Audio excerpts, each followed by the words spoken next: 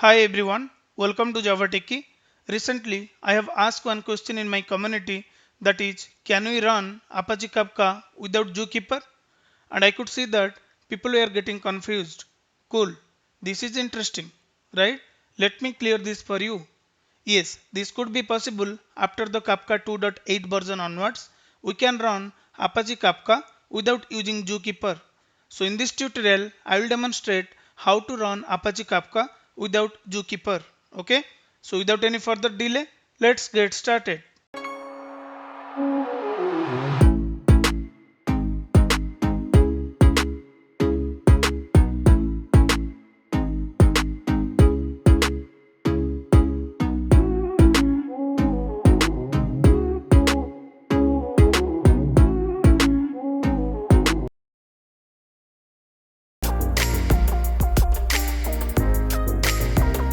So before we start, let me give you some hints about the role of ZooKeeper and advantages of using Kafka without ZooKeeper.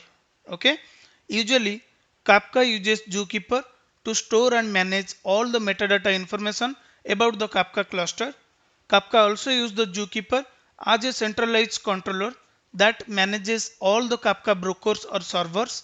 However, in the new Kafka version, instead of storing all the server config information in ZooKeeper, you can store them as a topic partition inside the Kafka server itself. Okay, so that is what the advantages of using Kafka without ZooKeeper.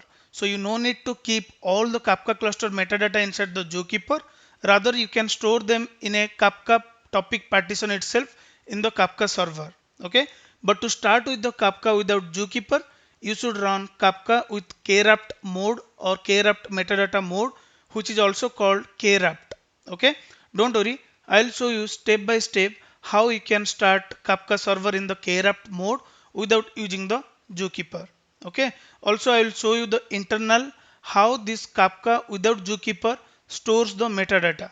Okay, so to begin with this, first we need to go to the Kafka folder where we installed it. So we installed it in our download softwares folder. You can see the latest version of Kafka we are using 3.4.0. Okay, just go inside this particular version, then go inside the config. If I will zoom this for you, can you see something called kwrapped? I was talking about this particular mode. Just open this particular folder. You will find broker.properties, controller.properties and server.properties. We are not able to see something called zookeeper.properties. Okay, it means if you will start in this particular kwrapped mode, you no need to start the zookeeper. Directly you can start the Kafka server. Okay. So to prove that we can start Kafka without ZooKeeper, so I'll go to the official page of Kafka. I'll just open the Apache Kafka. Now you can see here there is a option Kafka. Let me zoom this for you. Kafka with kwrapped. Okay, so you need to follow these three steps. First, you need to generate the cluster UUID. I mean, it will generate one random string for you. So you can use this particular string to format the log directory. That is the next step. Okay, so we'll follow these two steps. Then the direct command to execute the Kafka server. So first, let me run this. Just go to the terminal or go to the folder.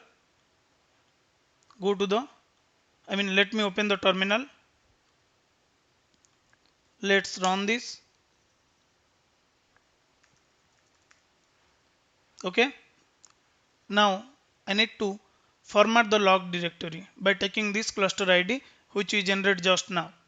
So let me run the second command.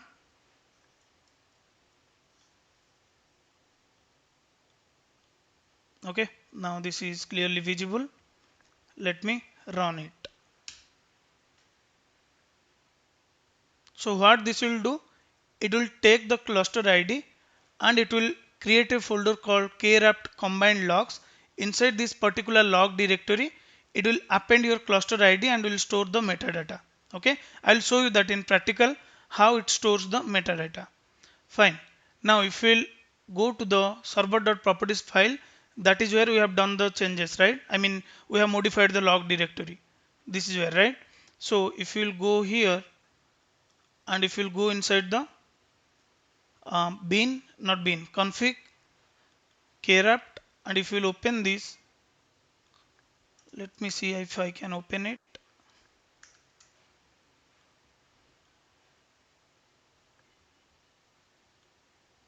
Let me zoom this. There is something log basic. Can you see this?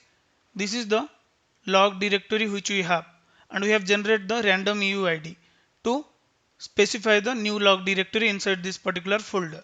Okay, so I'll show you this, but before that, first let's start the Kafka server, and then we'll create a topic and we'll push some message to that. Then you can see the proper log directory. Okay, so what I'll do, I'll go to the browser and I will start the Kafka server. So we have not started any ZooKeeper related stuff. Let's verify without ZooKeeper whether we can able to execute this Kafka server start.sh or not.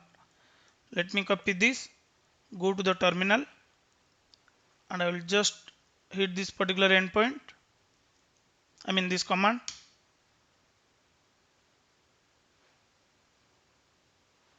Can you see here?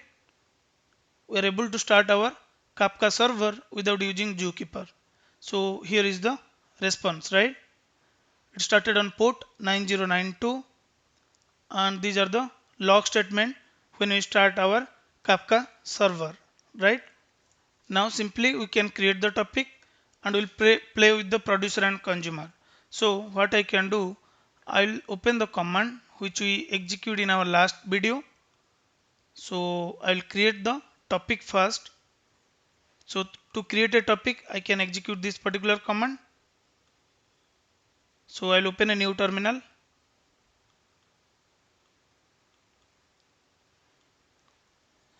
Just execute this, which will create a topic. Let me zoom this for you. Which will create a topic with 3 partition and 1 replication factor, and topic name is new topic. Okay, just enter it. It created the topic. Now let's start our producer and consumer to play with this particular topic with some messages. Okay, so I have the command handy with me. Even I shared this particular link in the video description so that you guys can familiar with the command, or you can keep this as a reference. Okay, now I need to start the producer to produce some messages. Just run this. I will also need to open the consumer, right? So I will create a new terminal and I will just paste the command to start the consumer.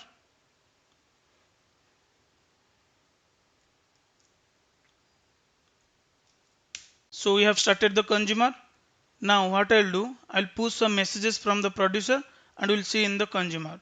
So better I'll make this in a proper format so that we can compare the producer and consumer. This already we discussed in our last CLI video. So but I'm just trying to demonstrate without ZooKeeper also we can start the Kafka and we can up our producer and consumer, they can happily play. Okay, cool. So I'll just send some messages. Hi, my consumer can receive it, right? Let me zoom this for you.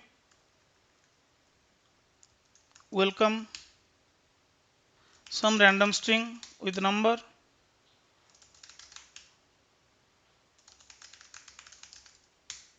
Can you see here? Whatever the messages we are sending here, we can able to see in our consumer. The entire Kafka ecosystem is perfectly working without using ZooKeeper. That is what the moral to start the Kafka server without ZooKeeper in Kraft mode.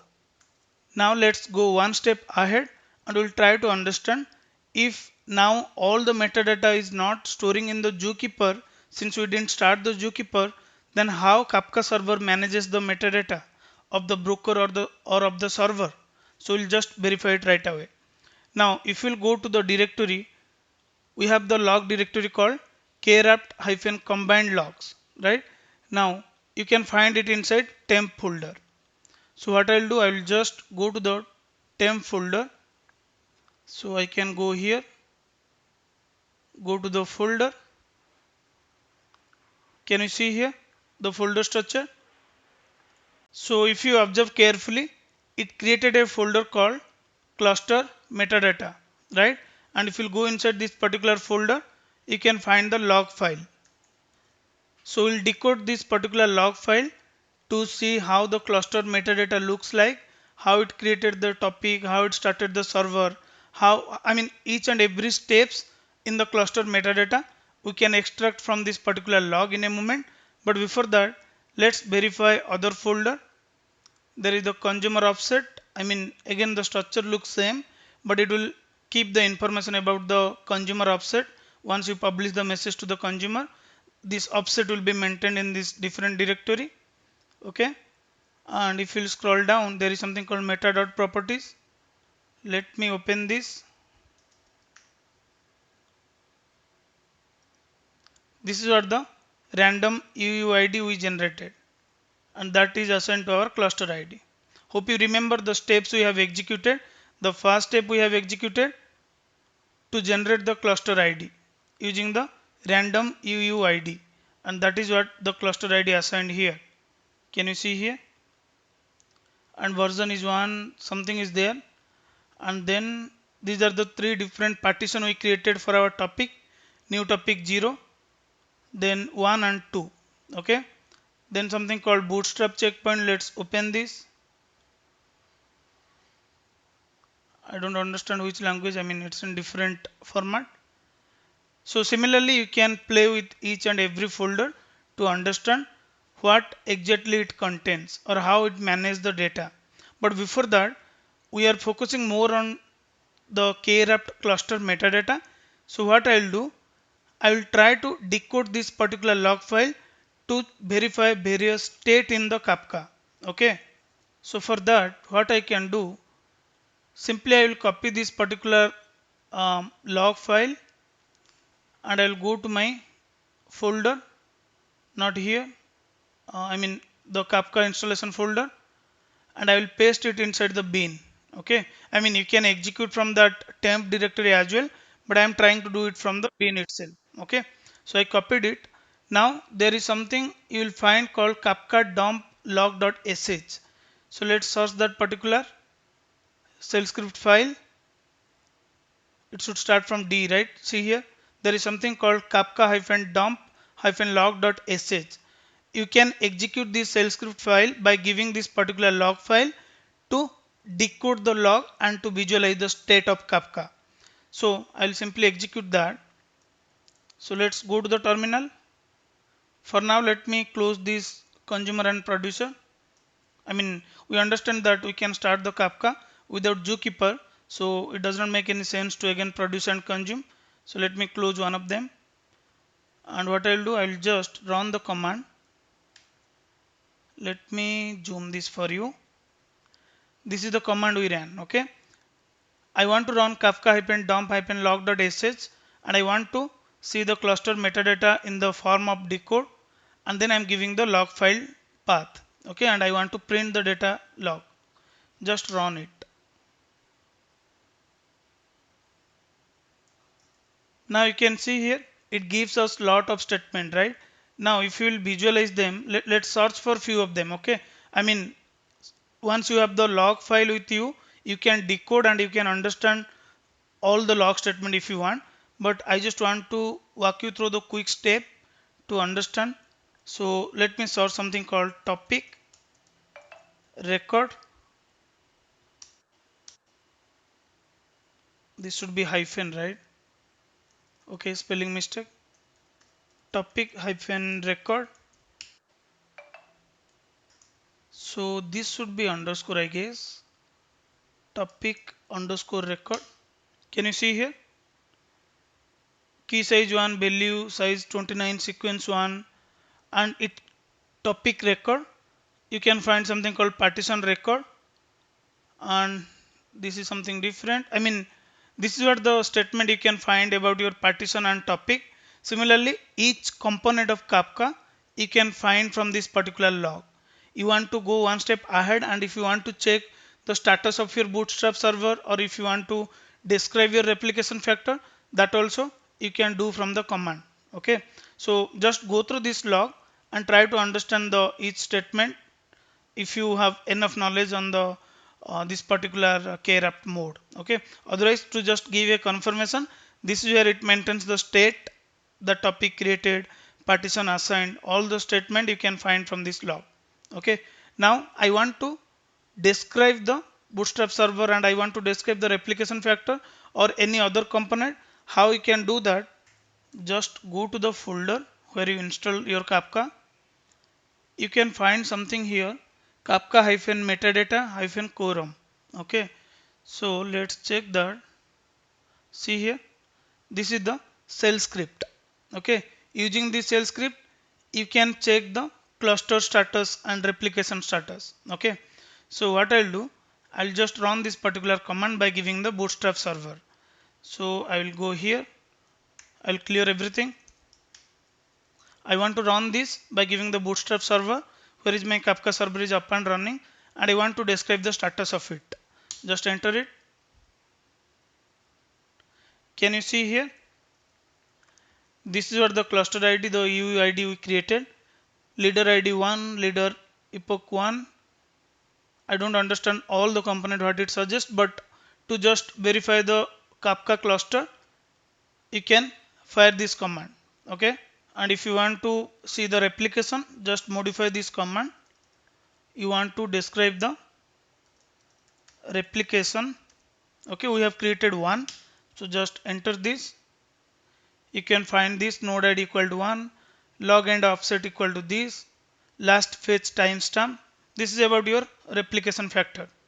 Okay, so this is how you can verify the Kafka component, and it clearly says that in kraft mode it created its own metadata and it stored the log and everything rather than depending on ZooKeeper.